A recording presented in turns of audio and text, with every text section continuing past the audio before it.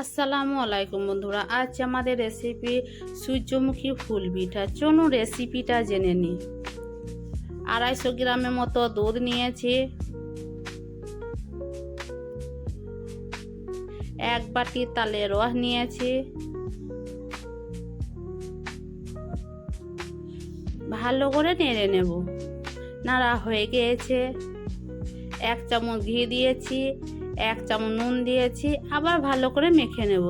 মাখা হয়ে গিয়েছে, 1 কাপ চালের গুঁড়ো দিয়েছি, 1 কাপ গুঁড়ো ময়দা দিয়েছি, অল্প অল্প করে দেব আর খামিরটা তৈরি করে নেব। খামিরটা তৈরি হয়ে গেছে, এবার চিনি দিয়ে দেব।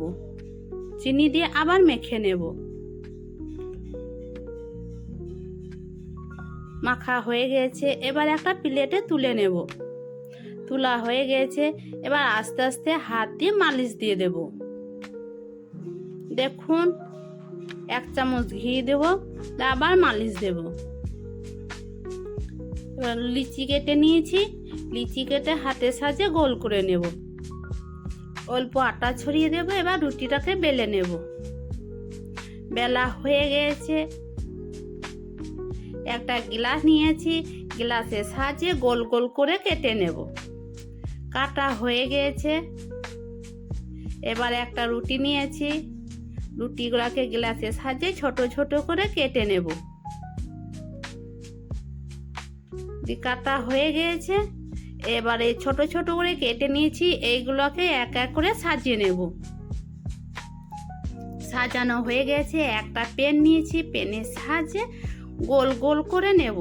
এবার একটাখানি ময়দা নিয়েছি, ময়দা দিয়ে আবার গোল করে নেব। আবার পেনটাকে দিয়ে এখানে টিপে দেব। আবার একটা একটা ছোটগুলো নেব, দিয়ে ফুলের শেপটাকে দিয়ে দেব। আবার ছোট করে একটা গোল করে নেব, আবার পেনের সাহায্যে টিপে দেব। সুন্দর লাগার জন্য এখানে ওপরে কালো জিরা ছড়িয়ে দেব। দেখুন কত সুন্দর ফুলটা হয়েছে, সবগুলোই করা হয়ে গেছে। এদিকে একটা কড়াই নিয়েছি, কড়াইয়ে পানি দিয়েছি, একটা ছাঁকুনি নিয়েছি, ছাঁকুনিতে এখানে তেল ব্রাশ করে নেব। তেল ব্রাশ করা হয়ে গেছে, এক এক করে পিঠাগুলোকে দিয়ে দেব। পিঠাগুলো দেওয়া হয়ে গেছে, 5 মিনিট ঢেকে রেখে দেব। 5 মিনিট পর ফিরে এসেছি।